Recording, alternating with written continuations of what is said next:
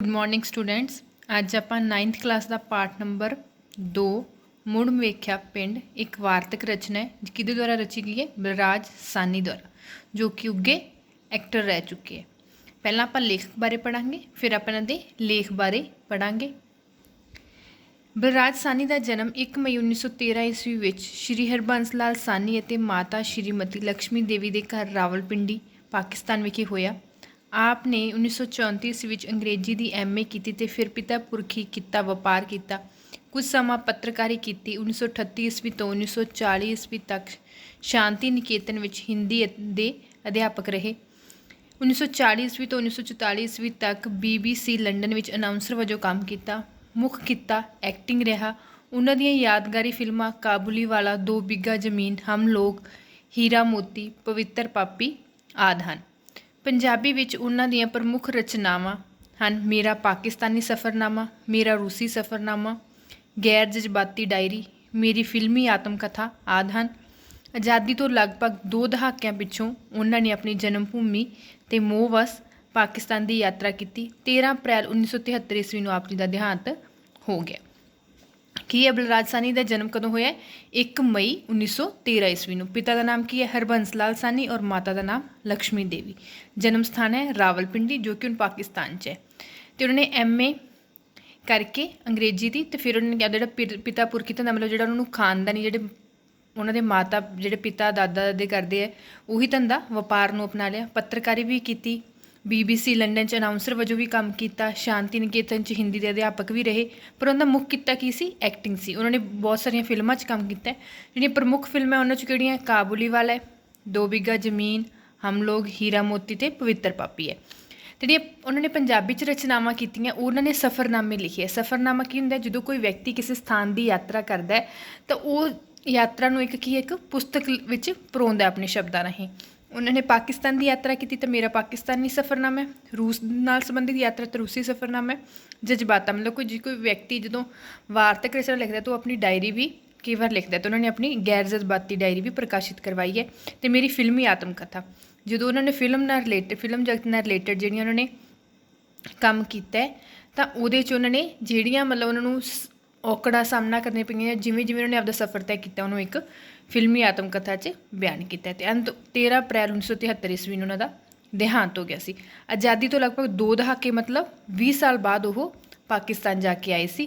ते 13 अप्रैल 1973 उन्होंने देहांत हो गया सीगा। ते जिहड़ा उन्होंने हुण तुहाडे सिलेबस विच मुड़ वेख्या पिंड वार्तक रचना लई है, ये उन्होंने कद चों लई है? आपदे पाकिस्तान वाली यात्रा वाले सफ़रनामे चों। इस च उन्होंने मतलब की कीता है? ਜਿਹੜਾ ਉਹਨਾਂ ਨੇ ਆਪਦਾ ਪਿੰਡ ਹੈ ਉਹਦੇ ਜਦੋਂ यात्रा की है तो ਉਹਦੇ ਜਿਹੜੀ ਆਪਣੀ ਕੌੜੀਆਂ ਮਿੱਠੀਆਂ ਯਾਦਾਂ ਦਾ ਵਰਣਨ ਕੀਤਾ।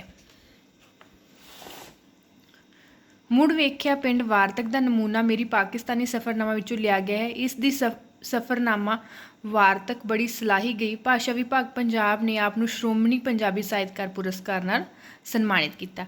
ਜਿਹੜਾ ਉਹਨਾਂ ਦਾ ਪਾਕਿਸਤਾਨੀ ਸਫ਼ਰਨਾਮਾ ਸੀ ਉਹਦੇ ਵਿੱਚ ਇੱਕ ਲੇਖ ਹੈ ਮੁੜ ਵੇਖਿਆ ਪਿੰਡ, ਜਿਹੜਾ ਤੁਹਾਡੇ ਸਿਲੇਬਸ 'ਚ ਪਾਇਆ ਗਿਆ। उन्होंने सफ़रनामे विचों ही एक लेख लिया गया। इस उन्होंने आपके पिंड दीयां यादां दा वर्णन किया। तो जिहड़ा पंजाबी का भाषा विभाग है उन्होंने इन्हां दीयां रचनावां नूं बहुत सलाहिया है। तो इन्होंने किहड़ा पुरस्कार मिले? श्रोमणी पंजाबी साहित्यकार का पुरस्कार मिले। आओ हुण आपां लेख पढ़ते हैं। 16 अक्तूबर 1962 ईस्वी सवेर उठदियां सार पहलां थाणे रिपोर्ट लिखाई, फिर बसां दे अड्डे उत्ते जा पुजे। भेरा ही 60-70 मील का पैंडा सी। सिकंदर नाल सी, सगों 2 होर मित्र भी तैयार हो पे सन। उस वेले मैं उन्हां दे साथ दा मुल ना पाया, पर मेरे उपर भेरे जाके जज्बियां दा की तूफान टुटना सी उस वेले मैनू नहीं सी पता। उस वेले भेरा मैनू सौखी जही मुहिम जापिया सी, बस भेरे वाल नठती जा रही सी, पर मैनू विश्वास नहीं सी आंदा कि सचमुच मैं थोड़े चिर अंदर भेरे पुज जावांगा। पिछली वारी जदों भेरा वेख्या सी 40 साल पुरानी गल है, उदों मेरी उम्र होवेगी मसां 8-9 सालां दी।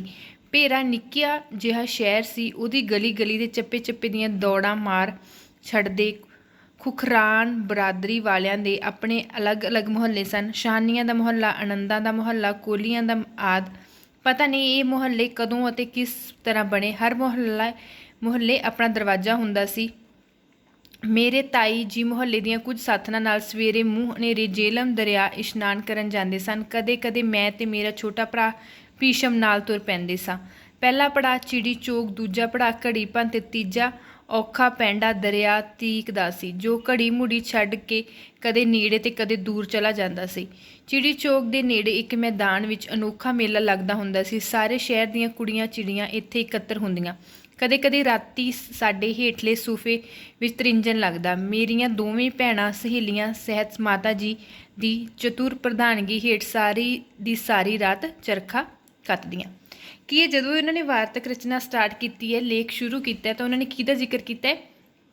16 ਅਕਤੂਬਰ 1962 ਨੂੰ, ਜਦੋਂ ਮਤਲਬ ਉਹਨਾਂ ਨੇ ਉੱਠੇ, ਪਹਿਲਾਂ ਉਹਨਾਂ ਨੇ ਥਾਣੇ ਰਿਪੋਰਟ ਲਿਖਾ ਕੇ ਫਿਰ ਬੱਸ ਅੱਡੇ 'ਤੇ ਜਾ ਪੁੱਜੇ। ਜਿਹੜਾ ਭੇਰਾ ਹੈ ਇੱਕ ਜਗ੍ਹਾ ਦਾ ਨਾਮ ਹੈ, ਜਿਹੜਾ ਕਿ ਜਿੱਥੇ ਲੇਖਕ ਸੀਗਾ ਉੱਥੋਂ ਉੱਠਦਿਆਂ ਹੀ ਕੀ ਹੈ ਮਤਲਬ 60-70 ਮੀਲ ਦਾ ਪੈਂਡਾ ਸੀ, ਮਤਲਬ ਰਾਹ ਸੀ। ਤਾਂ ਉਹਨਾਂ ਨੇ ਆਪਦੇ ਨਾਲ ਹੋਰ ਦੋਸਤਾਂ ਨੂੰ ਲਿਆ। ਉਦੋਂ ਤਾਂ ਉਹਨਾਂ ਨੂੰ ਉਹ ਦੋਸਤਾਂ ਦੀ ਕਦਰ ਨਾ ਹੋਈ, ਪਰ ਜਦੋਂ ਕਿ ਬਾਅਦ ਜਦੋਂ ਸਮਾਂ ਪੈਂਦਾ ਆਪਾਂ ਨੂੰ ਉਸ ਚੀਜ਼ ਦੀ ਕਦਰ ਮਹਿਸੂਸ ਹੁੰਦੀ ਹੈ। ਅਤੇ ਜਦੋਂ ਉਹਨਾਂ ਨੇ ਮਤਲਬ ਭੇਰੇ ਵੱਲ ਤੁਰਨਾ ਸ਼ੁਰੂ ਕੀਤਾ ਤਾਂ ਉਹਨਾਂ ਨੂੰ ਵਿਸ਼ਵਾਸ ਨਹੀਂ ਸੀ ਕਿ ਵੀ ਉਹ ਭੇਰੇ ਮਤਲਬ ਥੋੜ੍ਹੇ ਚਿਰ 'ਚ ਹੀ ਪੁੱਜ ਜਾਣਗੇ, ਕਿਉਂਕਿ ਜਦੋਂ ਬੱਸ ਸੀ, ਜਿਹੜੀ ਬੱਸ 'ਚੋਂ ਬੈਠ ਕੇ ਜਾ ਰਹੇ ਸੀ, ਉਹ ਨੱਠਦੀ ਮਤਲਬ ਬਹੁਤ ਤੇਜ਼ ਦੌੜਦੀ ਜਾ ਰਹੀ ਸੀ। ਉਹਨਾਂ ਨੇ ਜਦੋਂ ਪਿਛਲੀ ਵਾਰੀ ਭੇਰੇ ਗਏ ਸੀ ਤਾਂ ਉਦੋਂ 40 ਸਾਲ ਪੁਰਾਣੀ ਗੱਲ ਸੀ। ਉਦੋਂ ਉਹਨਾਂ ਦੀ ਉਮਰ ਕੀ ਸੀ? ਸਿਰਫ 8-9 ਸਾਲਾਂ ਦੀ ਸੀਗੀ। ਤਾਂ ਜਿਹੜਾ ਭੇਰਾ ਹੈ ਸ਼ਹਿਰ ਹੈ ਇੱਕ, ਉਸ 'ਚ ਅਲੱਗ-ਅਲੱਗ ਮੁਹੱਲੇ ਬਣੇ ਹੋਏ ਹੈ, ਜਿਵੇਂ ਕੋਈ ਸ਼ਾਨੀਆਂ ਦਾ ਮੁਹੱਲਾ ਹੈ, ਆਨੰਦਾਂ ਦਾ ਹੈ, ਕੋਹਲੀਆਂ ਦਾ, ਪਰ ਇਹ ਨਹੀਂ ਪਤਾ ਇਹ ਮੁਹੱਲੇ ਕਦੋਂ ਅਤੇ ਕਿਵੇਂ ਬਣੇ। ਜਿਸ ਤਰ੍ਹਾਂ ਲੋਕ ਇਕੱਠੇ ਆ ਕੇ ਵਸ ਗਏ, ਉਹਨਾਂ ਦੇ ਮੁਹੱਲਿਆਂ ਦੇ ਨਾਮ ਵੀ ਰੱਖੇ ਗਏ। ਤਾਂ ਲੇਖਕ ਦੱਸਦਾ ਹੈ ਕਿ ਉਹ ਆਪਦੇ ਤਾਈ ਜੀ ਮਤਲਬ ਜਿਹੜੇ ਉਹਦੇ ਤਾਈ ਜੀ ਆਪਦੀਆਂ ਕੁਝ ਸਾਥਣਾਂ ਨਾਲ ਸਵੇਰੇ ਕੀ ਹੈ ਮੂੰਹ ਹਨੇਰੇ ਜੇਹਲਮ ਦਰਿਆ 'ਚ ਇਸ਼ਨਾਨ ਕਰਨ ਜਾਂਦੇ ਸੀ। ਕਦੇ ਕਦੇ ਲੇਖਕ ਅਤੇ ਉਹਦਾ ਛੋਟਾ ਭਰਾ ਦਾ ਨਾਮ ਕੀ ਹੈ ਭੀਸ਼ਮ, ਉਹ ਵੀ ਨਾਲ ਤੁਰ ਪੈਂਦੇ ਸੀਗੇ।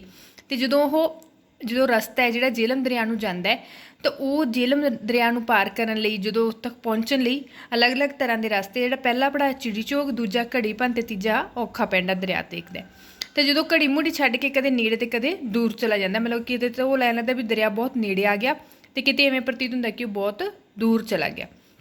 ਜਿਹੜੀ ਚਿੜੀ ਚੌਕ ਨਾਂ ਦੀ ਜਗ੍ਹਾ ਹੈ, ਉੱਥੇ ਕੀ ਹੈ ਮੇਲਾ ਲੱਗਦਾ, ਜਿੱਥੇ ਸ਼ਹਿਰ ਦੀਆਂ ਕੁੜੀਆਂ ਚਿੜੀਆਂ ਸਾਰੀ ਇਕੱਤਰ ਹੋ ਕੇ ਜਾਂਦੀਆਂ ਸੀਗੀਆਂ। ਅਤੇ ਕਦੇ ਕਦੇ ਲੇਖਕ ਕਹਿੰਦਾ ਕਿ ਜਿਹੜਾ ਸਾਡੇ ਘਰ ਦੇ ਨੀਚੇ ਵੀ ਤ੍ਰਿੰਜਣ ਲੱਗਦਾ ਸੀ, ਉਹ ਕਹਿੰਦਾ ਮੇਰੀਆਂ ਭੈਣਾਂ ਆਪਦੀਆਂ ਸਹੇਲੀਆਂ ਸਮੇਤ ਉੱਥੇ ਜਿਹੜੀ ਮੇਰੀ ਮਾਤਾ ਦੀ ਚਲਾਕ ਨਿਗਾਹ ਹੇਠ ਕੀ ਹੈ ਸਾਡਾ ਤੇ ਚਰਖਾ ਕੱਤਦੀਆਂ ਸੀ। ਕਿਤਨੀਆਂ ਹੀ ਤਸਵੀਰਾਂ ਕਲਪਨਾ ਦੇ ਪਰਦੇ ਵਿੱਚ ਉੱਤੇ ਅਕਸ ਆ ਪਈਆਂ।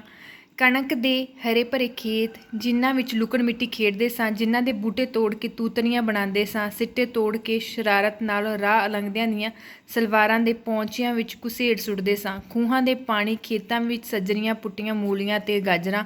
ਉਸ ਜ਼ਮਾਨੇ ਤੋਂ ਬਾਅਦ ਕਦੇ ਵੀ ਤਾਂ ਮੈਂ ਫਿਰ ਪੇਂਡੂ ਜੀਵਨ ਦਾ ਸਵਾਦ ਨਹੀਂ ਮਾਣਿਆ ਸੀ।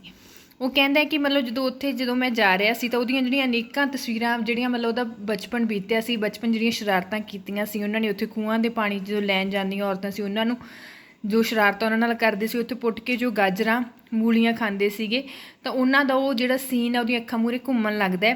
ਤਾਂ ਉਹ ਕਹਿੰਦਾ ਕਿ ਬਹੁਤ ਸਮਾਂ ਹੋ ਗਿਆ ਸੀ, ਉਹਨੇ ਪੇਂਡੂ ਜੀਵਨ ਦਾ ਸਵਾਦ ਨਹੀਂ ਮਾਣਿਆ ਸੀਗਾ। ਲਾਗਲੀ ਸੀਟ ਉੱਤੇ ਇੱਕ ਬੁੱਢੜੀ ਸੁਆਣੀ ਆਪਣੇ ਪੁੱਤਰ ਨੂੰ ਨਾਲ ਲੈ ਕੇ ਆ ਬੈਠੀ। ਮੈਨੂੰ ਜਾਪਿਆ ਜਿਵੇਂ ਮੇਰੀ ਆਪਣੀ ਮਾਂ ਆ ਬੈਠੀ ਹੋਵੇ। ਉਹ ਪਹਿਰਾਵਾ, ਉਹ ਬੋਲੀ, ਮੇਰੇ ਆਪਣੇ ਬਿਲਕੁਲ ਆਪਦੇ ਲੋਕ।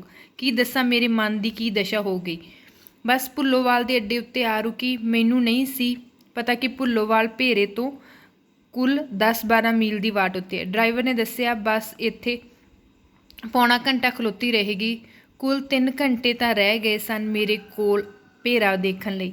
ਉਸ ਵਿੱਚੋਂ ਪੌਣਾ ਘੰਟਾ ਇੱਥੇ ਜਾਇਆ ਹੋ ਜਾਵੇਗਾ।